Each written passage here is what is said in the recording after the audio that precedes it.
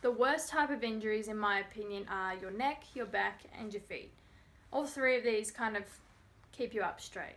About 5 years ago, I injured my back through gymnastics.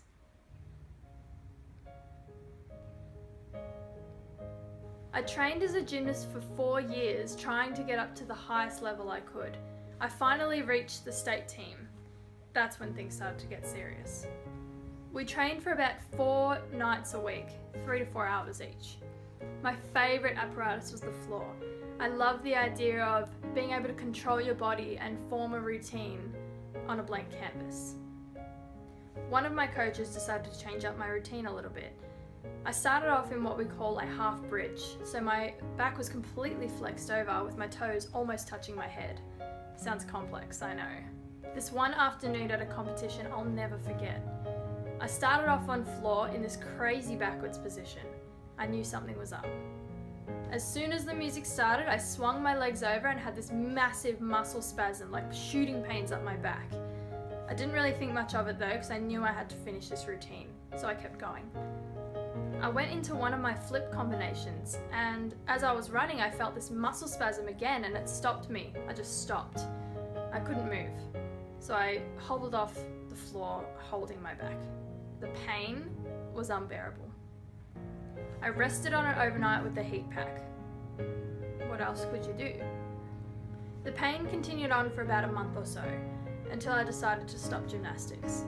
I went to physiotherapists, osteotherapists, chiropractors, mytherapists, and I finally ended up in the hands of one of Australia's best surgeons for sporting injuries.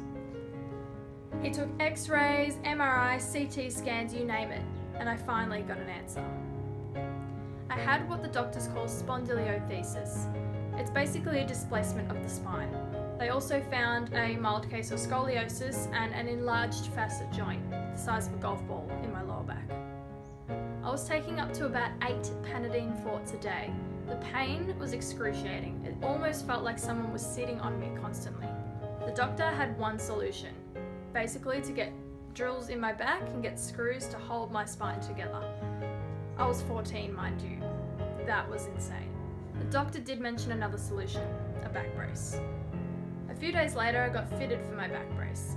And as you can see, it fitted as my spine, my shoulders, and my hips. I didn't really tell anybody but my close friend. I didn't want to be known as the weird disabled person. People eventually found out that I had a metal back. And to make things better, I had a metal mouth too. Win-win for Tahni. The back brace only lasted about 1.5 years. So for my 16th birthday, I was out of it. To this day, I'm still not allowed to do vigorous activities such as running and horse riding, and I still get back pains. But hopefully,